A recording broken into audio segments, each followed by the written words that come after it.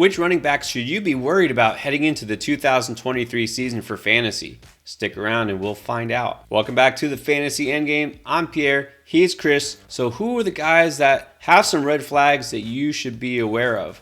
Well, let's start with a guy as a household name and you'd think would be kind of an old reliable RB1, Dalvin Cook. But Chris, it might not be that simple heading into next season.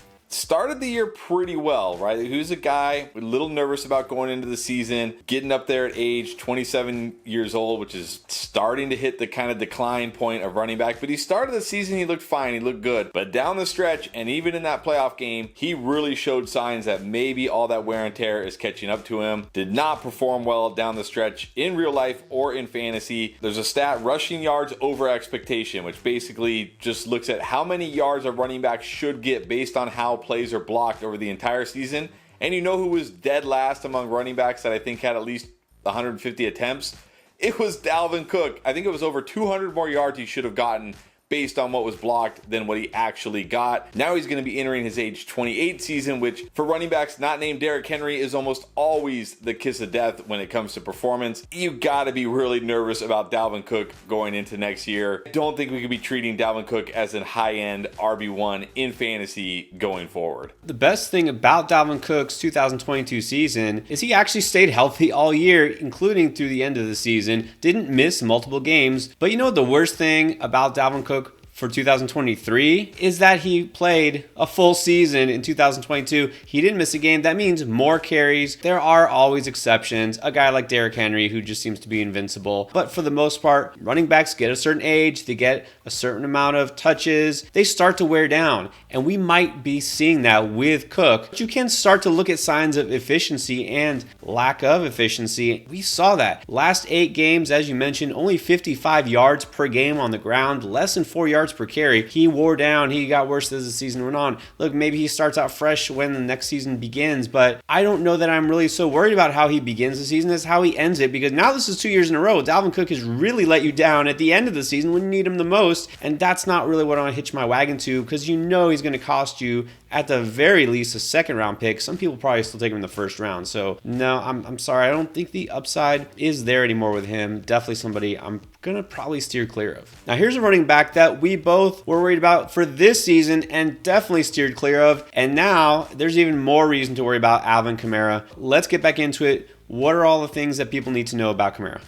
Where do we start with Alvin Kamara? Let's start with the not as obvious one. Over the last 2 years, he's averaged 3.7 and 4 yards per carry. This is a running back who was one of the most efficient running backs year after year. He wasn't a guy who needed, 250, 300 carries because he was so efficient. We've seen that efficiency absolutely fall off a cliff. But what else has fallen off the cliff? His pass catching. What did he have, 80 or more receptions each of the first 3 or 4 years of his career? And now he's barely catching any passes. You can't even rely on that part of his game. And kind of like Dalvin Cook, he had an okay start to the season, had a nice run there during the early part of the season, but did almost nothing down the stretch. He's also up there in age, getting up there in touches. And then we got to talk about the elephant in the room, which is the fact that he might be suspended to start the season next year. So you're talking about a running back who hasn't been very good, doesn't score a lot of fantasy points, isn't catching passes, isn't racking up touchdowns, and might miss multiple weeks to start the season next year. I don't see how Alvin Kamara can be a high round draft pick in any format next year. The upside is just gone, and you might not even have him for a full season. Feels like deja vu all over again, because we said all of this before last season, because it wasn't just this year where he started to catch fewer passes, wasn't as efficient on the ground. That happened last year too, but people gave him a pass. Now it's 2 years in a row where he isn't getting this high rushing average or being an elite receiver out of the backfield. How much longer can we look the other way? And then here's the other thing, that a reason for me to not be too interested in Alvin Kamara, and that is Dennis Allen. Looks like he's coming back. Look, if Sean Payton were coming back to New Orleans, some people wanted that, and there was a rumor, then yeah, sure, maybe I would be interested. It's not happening. Same coaching staff, same underutilization for their running back who, might miss games too because of suspension. No thanks. I'll look for my upside elsewhere. I'm not going to look back into the past for a guy who helped me win my league 3 years ago. Let's look ahead to a guy who might actually help me win next year. Another guy you might have to turn the clock back quite a way to remember the last time he really helped you in fantasy is Kareem Hunt. But some people say, well, he's a free agent. He might go somewhere, and this might turn things around. I don't see it happening. What about you? No, I don't see it happening either. And look, I was really high on Kareem Hunt coming into the season. I felt he was very undervalued in drafts. He was a guy you could get in the 8th, 9th round of your fantasy drafts. But man, it looks like he was overvalued in drafts somehow, barely used. And even when he was used, we didn't see the Kareem Hunt we've seen in the past where he was, could be really good on limited touches. And sure, he's going into free agency, but he's going to be 28 years old. He didn't show anything to the NFL this year. Do we really think some team is going to go out and sign Kareem Hunt to a big contract to be their lead back, to be their workhorse back? Maybe he'll go to somewhere where he can be in a complimentary role. So to me, Kareem Hunt, entering, again, age 28, going to be in an unknown situation. I just don't see how I could be drafting Kareem Hunt in 2023. Just too many red flags. One thing we also have to consider, wherever he goes, I don't see how it could really be an upgrade situationally. Because Cleveland, if there's one thing they have, it is a really good offensive line. Still have a great run blocking line. Of course, before that, Kareem Hunt was with Kansas City Chiefs. There's a good chance whatever offense he lands in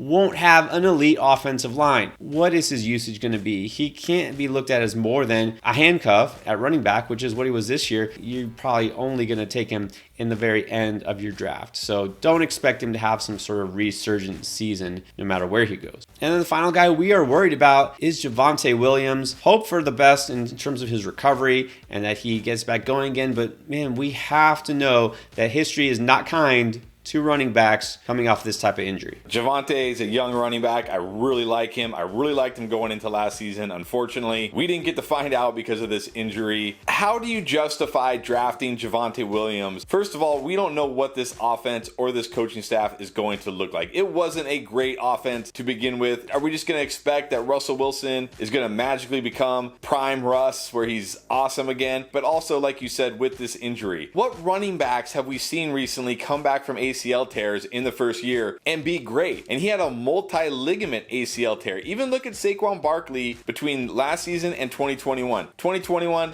coming off ACL, he struggled, never seemed to be himself. And that's Saquon Barkley. 2022, he looked like Saquon Barkley again. J.K. Dobbins, maybe your best case scenario, and it took 13, 14 weeks before he finally was on the field consistently and actually looking, pretty decent. Like, what are we expecting from Javonte Williams here? I think 2024 will be a better year for him, but in 2023, there's just too many risks with the offense coming off a major knee injury. I'm just going to be avoiding Javonte Williams this year. You're going to have to really be careful here, especially once you get close to training camp. You're going to hear the reports. He's recovering faster than expected and looking great, back to normal and 100%, all these things. Being out there on the field is one thing. Being effective and being helpful in fantasy is yet another. And per the injury expert for Pro Football Focus, multi-ligament knee injuries like the one that he suffered, there's a 64% chance of players ever even returning to the NFL to play, and only a 30% chance that they return to pre-injury form. It could happen, of course it could, but even so, it's probably going to be next season. It's going to take a while. Whatever you invest for him on draft capital, you're not going to get a positive return on that investment. I can almost guarantee it. So just avoid the headache, avoid the concern. I am not taking that plunge this draft season. Now you know which running backs we're worried about. Who are the running backs who are skyrocketing in value for next season? Check out this video to find out.